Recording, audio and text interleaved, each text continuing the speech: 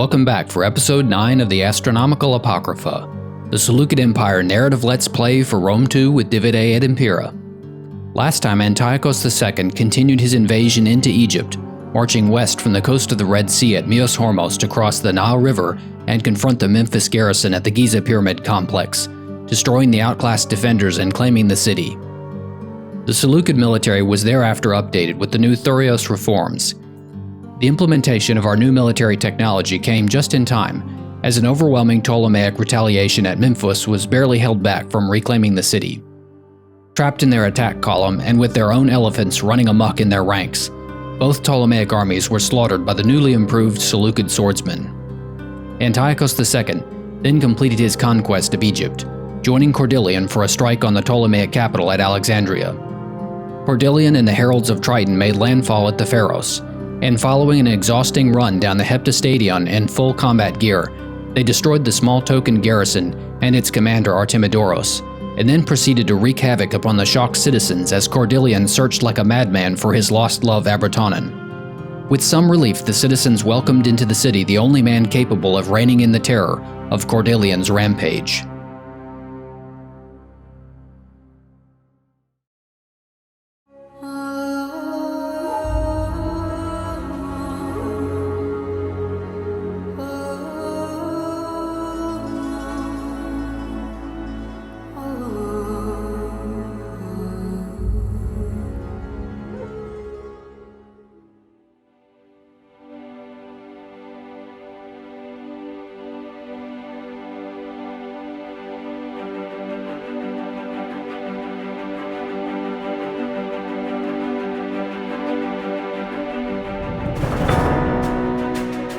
Brave Egyptians, we came here not as your enemies, but as the enemy of Ptolemy.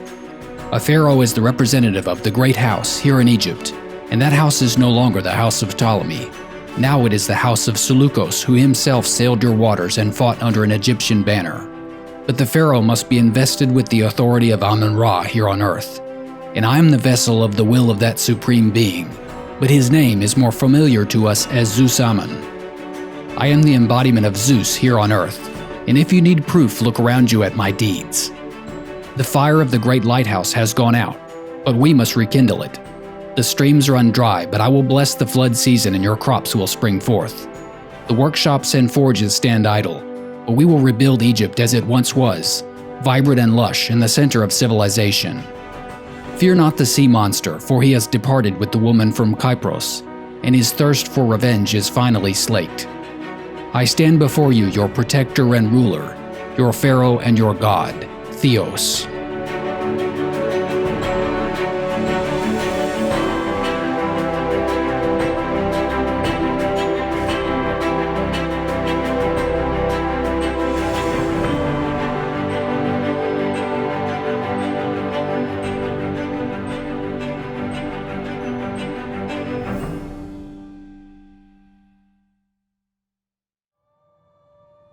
The blood spilt in Alexandria is still washing out into the Mediterranean Sea, and Cordelian finds his men unable to replenish in the port of Alexandria, the populace still quite hostile to his crew, and the waters of the Mare Aegyptus contested, so he set sail to return to friendlier waters off the eastern Levantine Sea, or the Mare Phoenicium off the coast of Syria.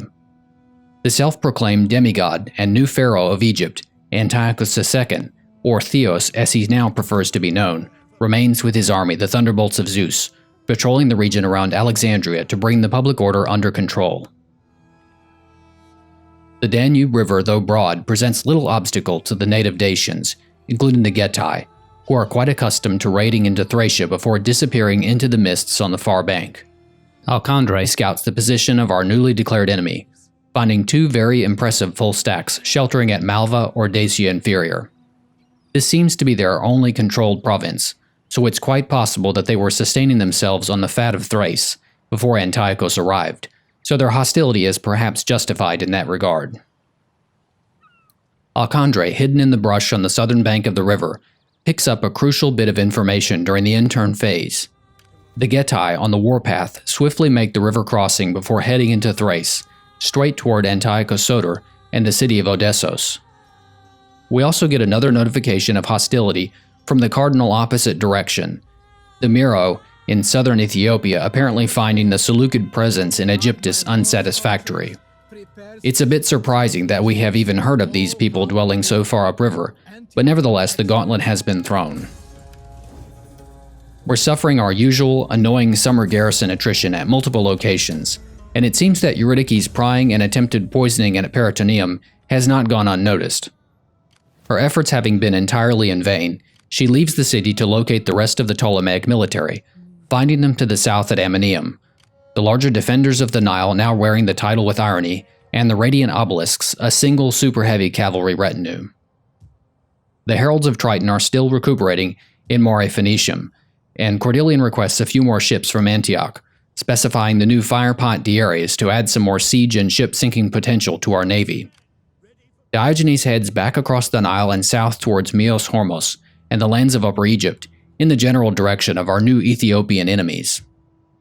Euclid too heads toward Egypt, bringing the wisdom of the goose right up to the Judean border, and allowing his venerated waterfowl to choose the new recruits. There aren't many options, so the goose and his men head over the border into Alexandria, where there's actually a panoply available to us. We even have access to some specific Egyptian troops like the African elephants, and several varieties of light cavalry. I'm trying to keep costs down for now, and as we know, the goose doesn't much care for elephants, so I'm foregoing the more exciting options for the flexible thorax swordsman infantry. Alexandria doubles back from her post at the Danube, and with all of the land visible between her and Antiochos, I can find no trace of the two armies that passed this way earlier in the season. It's not possible that they've left the area in such a short time, so Antiochos is gripped with the uneasy feeling that the Getae are still in the region, waiting in ambush, so he withdraws his army into Odessos, while Alexandria activates her scouting ability, combing the area for hostile forces. As Antiochos awaits word from his spy with apprehension, an emissary from our new defensive ally, Empros, asks for our assistance in their ongoing struggle with Rome. Perhaps if the Romans make their way east, we will have to join forces against them, but for now Antiochos agrees to join only if the Epirotes submit to Seleukid authority, which they in turn find an unappealing prospect. As Antiochos feared, his enemies have lain in wait in secrecy, and although he did not fall directly into their trap, it makes little difference as both full stacks of Celtic troops advance on Odessos, combined a tremendous host of nearly 10,000 soldiers to which even the Savior himself and the dragons of Bel Marduk may succumb.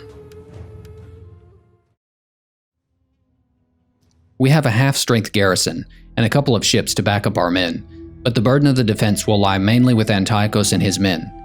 We're facing off against a force composed mostly of Celtic spearmen, their oval shields the inspiration for our own recent military advancements, incidentally, along with some extremely fierce-looking Romphia and axe-armed infantry and javelin-toting skirmishers. We find ourselves now defending the very settlement we assaulted in Episode 7. In general, the central compound is raised with a few access points from the north or west, but a relatively larger area to defend from the southern side. The capture point, unfortunately, is not in the center but rather close to the shore, so if I want to defend both, I'll have to spread my valuable pike phalanges fairly thin. I start by setting up a regiment of pikes backed up by swordsmen at the northwestern town entrance, and I plant several brimstone pits in front of them. My archers will look out over the sheer cliff to the north side of the central elevation, and down by the shore I have 2 rows of clericoi pikes guarding the broad northern entrance to the capture point. The southern side of town is much harder to defend, and my last remaining unit of pikes can hold the southwestern town street. The rest of the defense points on the south are held by hoplite and levy spear regiments, a less than ideal arrangement, but it's the best we have available. Antiochos and his heavy cavalry will ride out from the southern side to intercept any wandering enemy cavalry, eliminate isolated ranged units, or strike when the time is ready. I've put barricades, stakes, rocks, and spike traps wherever possible to give the enemy as much of a headache as I can in their assault. As Antiochos leads his cavalry out of town in the southwest, he spots the reinforcing Getae army entering the battlefield from the western side, while the raiders, the force leading the assault, are already closing in from the northwestern side of town.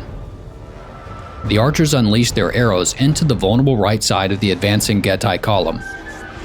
Their arrows, along with the stones of the Lithobolos, already sowing extreme discord among the Comatai Pelicophori axemen leading the attack, along with the main thrust of the enemy army, which is directed at the northern approach to the shore. There's a small detachment of spears accompanying the enemy general Deblosa and his very heavy shock cavalry retinue as they circle around to the alternative northern approach to the beach. Meanwhile, a separate detachment consisting mostly of spearmen and skirmishers approach the northwestern entrance to the raised center of the town.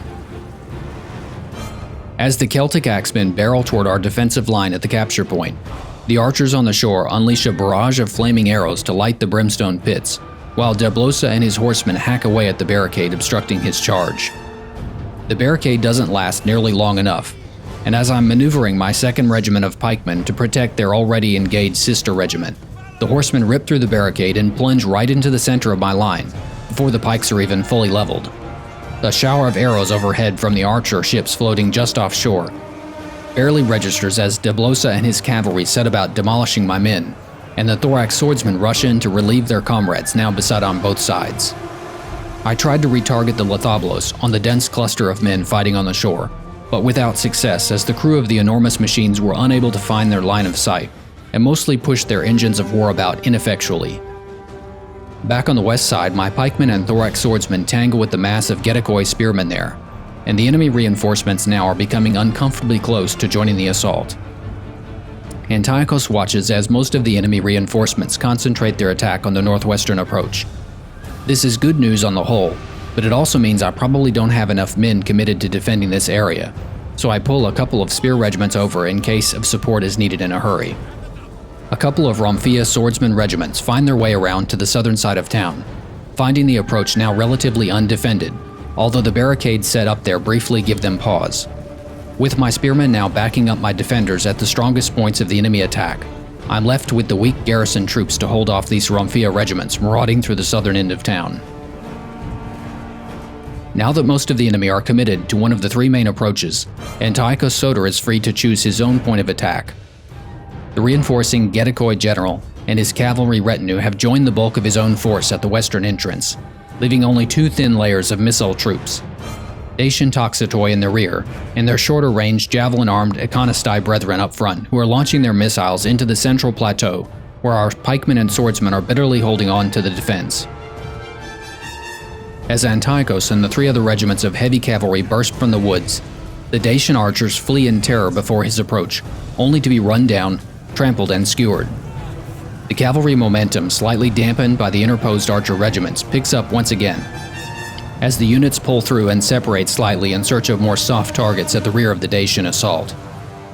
My forces on the shore are holding out well against Deblosa's assault, and the enemy are suffering repeated morale shocks from the traps and fire pits and continual harassment from the Seleukid archer ships.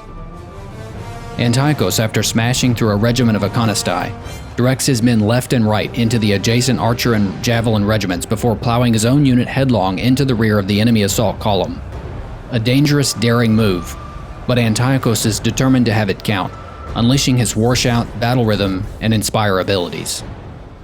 The momentum of the charge spent, Antiochos leads his men back out of danger, veering to the side to smash the remaining Getae missile regiments, and at the same time ordering the cavalry attacking those regiments to pull out and direct their own attack into the rear of the Dacian column, effectively rotating his detachment's charges between these targets. Antiochos' own retinue makes its 2nd fearsome strike, this time into one of the axe regiments hanging out around the periphery of the main assault.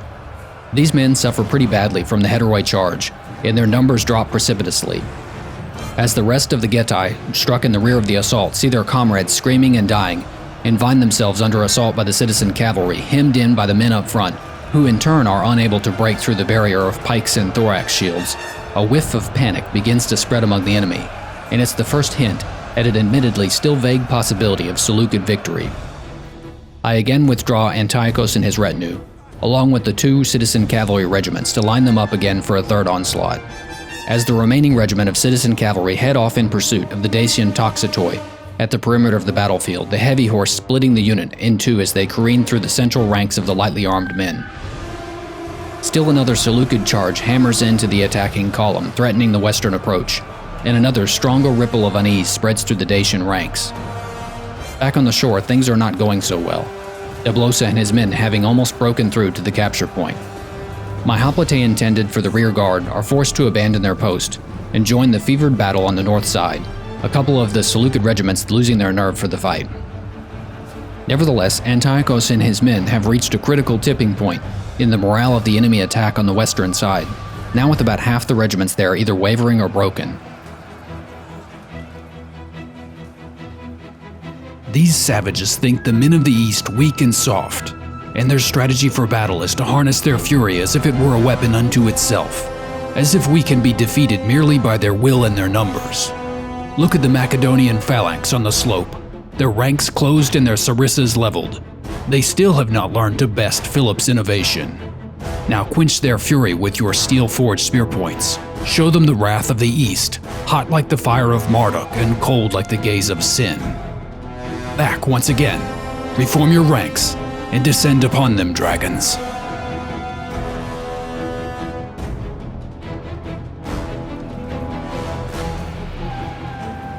Their work complete on the Dacian Toxitoi, the lone citizen cavalry regiment around the periphery of the battle begins mopping up the survivors of routing regiments, and with the enemy attack on the brink of faltering entirely, Antiochos orders his cavalry back for one fourth and hopefully final effort, throwing themselves against the enemy rear with reckless abandon. The Getae regiment significantly worse off, but both sides now burdened with fatigue and numerous casualties. Even Lycoryx, the Dacian commander in charge of the reinforcement, finds himself in doubt, his regiment of elite super heavy shock cavalry wavering under the pressure. Things are even starting to improve at the shoreline capture point, where several Dacian regiments are wavering under the strain of continual battle and army losses, and it seems Deblosa has departed the battle for greener pastures. Like pebbles and rocks tumbling before a landslide, one after another regiment of Getae warriors waver and break as their army's morale falters. Eventually, enough of the enemy support erodes that our defenders, who had up to this point been holding on for dear life, find themselves now grasping for the upper hand in the fight. Although the battle is not yet won, Antiochos, seeing the balance of fortune tipping into his favor, abandons his reckless assault to begin the process of running down the survivors, now counting on his infantry regiments to carry the battle to its bloody conclusion. In a way, it's remarkable how long the Dacian hoplites held on to the hope of eventually breaking through our defenses at the western ramp. But as they continue to press, Antiochos and the citizen cavalry maraud among the ranks of their fleeing comrades, causing horrendous casualties. It's likely that if these men were ever able to turn around and see the carnage behind them, they would flee the battlefield themselves. Our force on the shore and the southern approach victorious, I'm even afforded the luxury of bringing in a flanking infantry force to address the attackers on the western side. This, it turns out, is what is needed to finally flush the enemy out from their attack, as they're only able to withstand a few seconds of this assault before finally giving in to the pressure and fleeing the battlefield.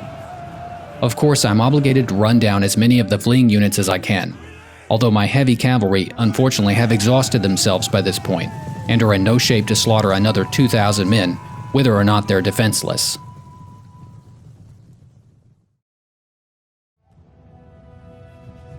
Antiochos and the citizen cavalry registered outrageous kill numbers, from 500 for Antiochos' retinue all the way up to 1,000 for one of the citizen cavalry regiments.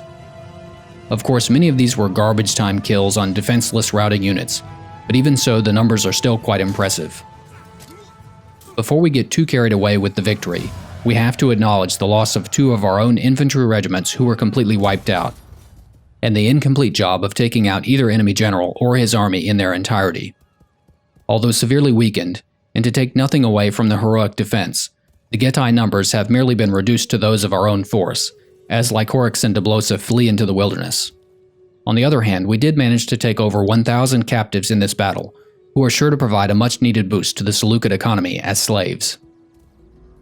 After the nail-biting in-turn phase, we finally managed to land safely back in our own turn, and I'm bringing Cordelian back into the Mare Egyptium, where he settles off the coast of the Alexandria out of earshot and bowshot from his Egyptian detractors. Eurydice doubles back from Ammonium to wound the meddling Cleisthenes with poison at Peritoneum, clearing the way for an imminent march into the province by Antiochos Theos. The hammers of Hephaestus and the wisdom of the goose set off on the road south along the western coast of the Red Sea, Euclid picking up a few more levy recruits along the way. Though Antiochos Soter's enemies escaped the battlefield, they haven't gotten far, and the smaller of the two armies, Deblosa and the Raiders, find themselves barely worth the effort of an auto-resolve. I can't catch up to their sister army, the Wandering Warriors, led by Lycoryx, so I'm hopeful that a successful attempt by Alexandria to spoil their provisions amid the cold winter snows will delay their departure from the region. Unfortunately, Alexandria not only fails in this endeavor, she's very nearly killed as she's discovered and wounded in her attempt.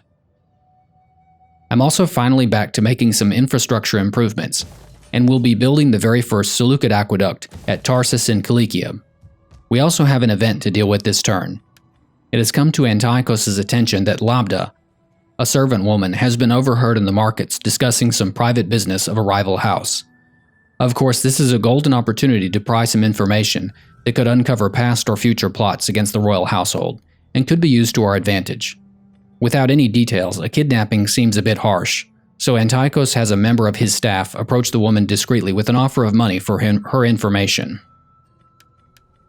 Lycorax and his wandering warriors move a bit westward but remain in Thracia, and they have the gall to raid the region of Odessos, apparently not having learned their lesson or believing that they can best Antiochos outside of a city defense. It's quite possible that Labda either had nothing of value or that her secrets were no longer relevant, as Diogenes seems to have won himself a promotion without Antiochos' support. Was she Diogenes' servant? We'll never know, it seems, but she refused our approach, and the whole affair has left Antiochos looking a bit foolish. Fortunately, he has more important matters to attend to. At this turn, we're in range of the wandering warriors, who, for all of their impertinent raiding, are no match for the dragons of Bel Marduk.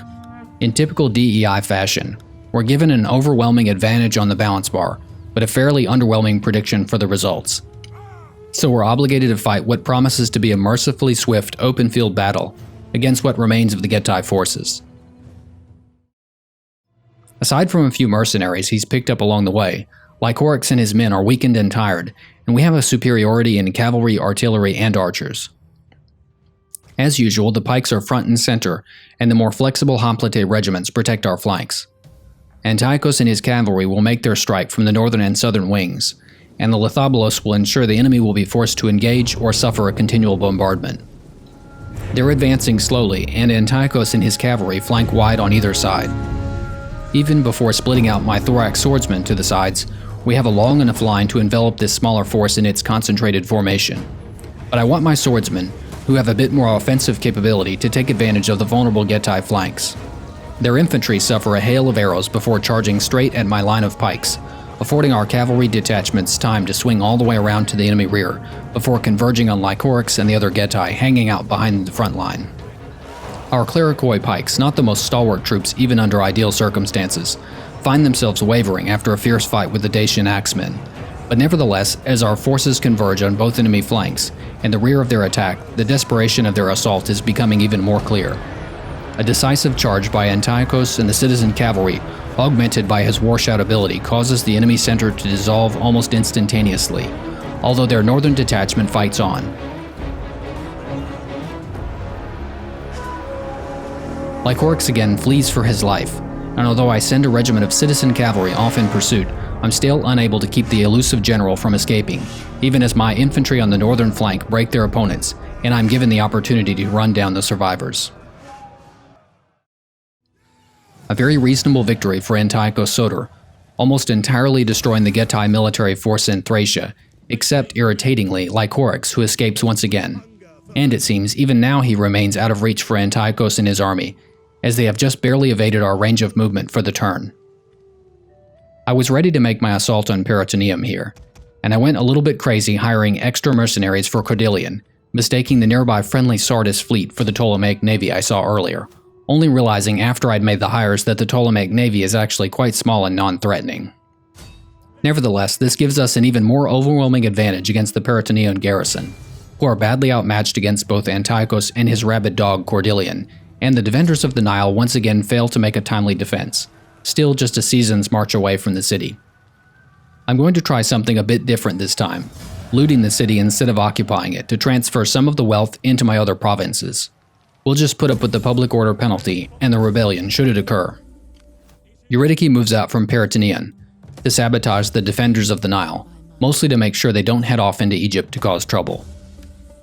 With the extra money made, I'm upgrading the port at Karamutha to give us a trade hub on the Red Sea, and the rest is invested at Charax in Mesopotamia to improve our food supply. Diogenes and Euclid head ever southward, with Euclid rounding out his force with still more archers, this time the Egyptian variety. I also paused to make a few adjustments to my commander's household items this turn. We see that Cordelian has finally taken Abratonin as his decorous wife, willing or no, and he gets the very impressive Trident of Poseidon as his personal item. Diogenes swaps around his retainer for the Wreath of Nike. Antiochos Theos mounts a noble steed befitting a living god, while Antiochos Soter finally lets go of his vengeful ways, releasing the executioner from his service for a much more practical demisioi, an honest clerk worth his weight in silver. Euclid, of course, has no room for any companion or special item, aside from his goose.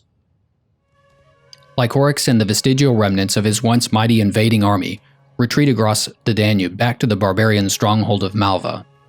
The Kyrenes ask for a trade agreement with us. For Antiochos Theos, the acting co-regent in the area, this is a tough call. Kyrene represents a potential rival in the region, and control of half of Libya. On the other hand, we share their sole enemy in the Ptolemoi.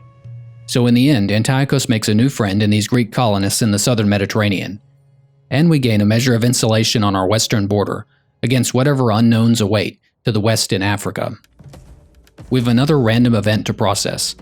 At the start of our own turn in the summer of 256 BC, a man by the name of Demetrius, no relation to the fiery and talented son of Antigonus One-Eye, has come to our attention as a former slave who has become the mirror for his former masters, now risen from the ranks to become an overseer himself, cruel and unforgiving.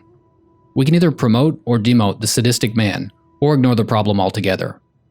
We've been taking quite a few slaves of late, with our victories in Egypt and Thrace, and it might behoove us to treat the slaves with a gentler hand under the circumstances. So we'll demote this man in the hopes of stopping the cycle of cruelty and violence, and hopefully preventing an all-out slave revolt. Alexandria again crosses the Danube to scout our enemy's position, now on their heels at Malva, two very small armies alongside the city garrison. Antiochos Soter, determined to see his conflict with the Getae through to its bloody end, recruits some fierce Thracian warriors, and then crosses straight away into Dacia, laying siege to Malva. With the balance bar severely against us, we can swing the balance back significantly by engaging in a night battle, shifting the odds to about 2/3 in our favor. Nevertheless, we'll suffer appalling losses of over half our men if we leave this one to auto-resolve, so I feel under the circumstances I have no option but to fight manually. We're meeting Lycoryx and his weakened retinue on the open field, with the city garrison of over 3,000 men rushing to their aid as reinforcements. By the time we've reached the deployment, the enemy force is already arrayed before us. We again have cavalry superiority, so I'm less concerned with protecting my own line than with how to attack the enemy's long line of mixed spear, sword, and axe infantry.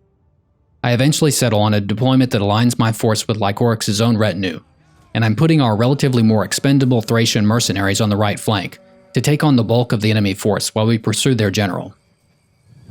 As the enemy army angles to meet us, their garrison cavalry commander Komakiza and his horsemen push out ahead of their eastern flank, and I send my own Iranian spear levy to intercept him. At the same time, the Thracian mercenaries are sent on an audacious and hopefully disruptive charge right at the center of the enemy line. I move my own less costly but more valuable thorax swordsmen out to the left to prepare them to assault the right flank of the enemy, as Antiochos and the citizen cavalry gallop toward the enemy rear. This action draws the ire of the enemy commander Lycoryx, who very uncharacteristically tosses caution to the wind and sprints directly toward the mass of our own cavalry, catching me admittedly a bit off guard. Nevertheless, I'm confident of Antiochos to win in this situation, even with surprise on the enemy's side. Our pikes are holding the center of their own line, while the Thracian mercenaries seem to be absolutely tearing through the enemy ranks. Regiments of Getae swordsmen already breaking and running for their lives. Our Iranian spearmen are not faring nearly so well, however, having been drawn into a desperate struggle against some Dacian hoplites on the eastern flank, as the garrison commander and his retinue of horsemen circle around for the kill. Antiochos has broken Lycoryx's retinue, but unfortunately there's no time to hunt the man himself down, with our own right flank threatening to collapse in spite of the Thracian swordsmen ripping through the enemy line and heading right for their archers. Antiochos divides his horsemen up between the available targets to free up our pikes and hoplite regiments on the left, as the Thracian mercenaries hold their ground on the right. As the heavy cavalry barrel through one unit after another, the outcome of the battle is quite clear, even though some of the Dacian tribal militia have made their way behind our front line to cause some trouble among the Toxitoi and the Lithobolos crew. Our javelin men smartly skirmish away from the other regiment of Getae spears far off to the south, keeping them just out of melee range. Just as they're able to clear enough space to turn around and bring their missiles to bear, the rest of the Getae force is broken, and the battle is won. Since we're in the field battle equivalent of a siege, there's no need to run down the survivors, even the slippery Lycourics, who will be killed or captured in the city occupation. The battle is nothing to brag about exactly, but we did at least manage to cut our losses tremendously compared to what was predicted. I was tempted to occupy the land, but this settlement being the last for the Getae, we do have the option to subjugate them. Although their loyalty is questionable at best, it might be useful to have them as a bit of a buffer against the other northern tribes, so I add another satrapy to the Seleukid Empire. We'll see how long this one lasts. Eurydice finds the Ptolemies mustering what they have left at Amonium, and she manages a grand theft of supplies from Nicomachus and the largest Ptolemaic army, the defenders of the Nile, preventing them from moving any significant distance from the city. Meanwhile, Cordelian departs the port of Peritoneum, heading eastward toward Alexandria, and Antiochos Theos also departs the city, or so it seems. He sets up camp just at the city perimeter, with his army concealed in the hopes of catching an adventuresome Ptolemaic force off guard should they attempt to close in on the city. Diogenes and Euclid plod further down the Nile, to the limits of Upper Egypt, at the border with Ethiopia. The Ptolemies do move out in force against Peritoneum, and Antiochos seems to have intercepted one of their smaller armies on the road from Amonium, although we get a sort of odd standoff with no actual battle resulting, so it's not clear if the ambush succeeded or failed. However, the other small Ptolemaic army, the Radiant Obelisks, make their strike upon the city, reinforced by the small Ptolemaic navy sitting off the shore. The weakened garrison is no match for their assault, so we're going to let them take the city back without a real fight. Hyastan asks us to join their war with Arche-Bosphorus. Although I'm not impressed that Hyastan's last remaining territory appears to be our former settlement of Edessa, that they were able to swoop in and claim when it was briefly taken by Pontos. So I'm not particularly interested in supporting them in this war, even though they're losing badly. The Mero, perhaps having heard of the Seleukid response to their antagonism, come crawling rather sheepishly with an unbelievable request for peace after their quite recent promise to subject us to their best torturers. With Diogenes and Euclid having marched so far, I'm not ready to have them turn back around yet. And lastly, Kyrenica asked to augment our trade agreement with terms of non-aggression. I'm not able to get any money out of them, but they do agree to add a military access treaty to the pact. We're notified that Antiochos Theos' ambush was discovered after all. We also finished research on architectural advances, and the result of our demotion of the former slave turned overseer has resulted in a reduction in slave unrest, although it's limited to Babylonia. That's fortunate since we're woefully unprepared for any serious rebellion in that province. So it appears that the sons of Zeus Ammon, the Ptolemaic army intercepted by the thunderbolts of Zeus, declined to engage even with the element of awareness on their side. Antiochos forces their hand, causing them to retreat back to the mountains adjacent to Amonium. Notably, the larger Ptolemaic army has apparently vanished from Amonium, and I can't help but wonder if they're trying to turn the tables on us with their own ambush. Nevertheless, with the path now clear to Peritoneum, Antiochos and Cordelian ring the city in a siege and naval blockade before overwhelming the defenders from all sides. This not only completes our allies' request to destroy the Radiant Obelisks, but also we're given the option to loot the city all over again for just as much money, the seductive lure of Mediterranean coastal access apparently having prematurely transported much of the Ptolemaic wealth back to the city before it was safe to do so. Antiochos Theos, now having claimed the title of Pharaoh and demigod, seems to have the Ptolemies slipping backward toward the precipice of oblivion, while his father Antiochos Soter has pacified the immediate threat north of the Danube, at least for a time. And both Diogenes and Euclid continue their march upriver toward the mysterious lands of Ethiopia and the Mero. And yet to the east, untamed satrapies and the enormous black cloud of Arche-Bosphorus spread unchecked.